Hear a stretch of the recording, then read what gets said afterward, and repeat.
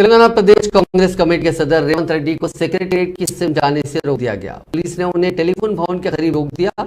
Secretariat की visitors gate को police ने बंद करते हुए बैरिकेड्स लगा दिए। रेवंत रेड्डी ने पुलिस की कार्रवाई पर एतराज किया। उन्होंने कहा कि वो स्पेशल चीफ सेक्रेटरी बल्दी नजमनस्त व शहरी तरक्की अरविंद कुमार से आउटर रिंग रोड को खानगी पार्टी को लीज पर देने के मसले पर बातचीत के लिए जा रहे हैं। उन्होंने 30 साल के लिए ओआरआर को लीज पर हुकूमत के फैसले पर सवाल उठाया। पुलिस ने कहा कि उन्हें रोका गया क्योंकि अहदेदारों से मिलने की उन्हें इजाजत नहीं है। इस मसले पर सदर पीसीसी ने बहस करते हुए कहा कि सेक्रेटेरिएट जाने के लिए मुलाकात का वक्त लेने की जरूरत नहीं है। उन्होंने जानना चाहा कि किन कवायद के तहत उनको रोका गया। पुलिस की उनसे बहस तो तकरार हुई। रेवंत रेड्डी ने कहा कि वो रुकने पार्लियामेंट है, पुलिस उन्हें किस तरह रोक सकती है।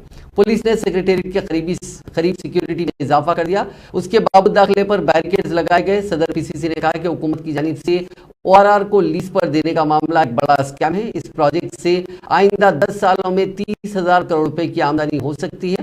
ताहम हुकूमत ने उसे सिर्फ 7,380 करोड़ रुपए में लीज पर दे दिया। रेवंत रेड्डी ने गुज़िश्ता रोज कहा था कि इस मामले में रकम हासिल की गई है। उन्होंने जोर देते हुए कहा कि हर दिन ओआरआर से 2 करोड़ रुपए की वसूली होती है और टेंडर के बगैर उसे लीज पर देने से अहम शख्सियात को फायदा होगा।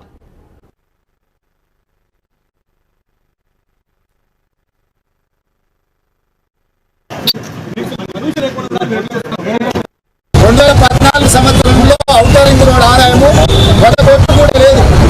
కానీ 2023 వచ్చే వరకల్లా 7-8 సంవత్సరాలలోనే 700 కోట్ల రూపాయల పైన ఆదాయం పెరిగింది.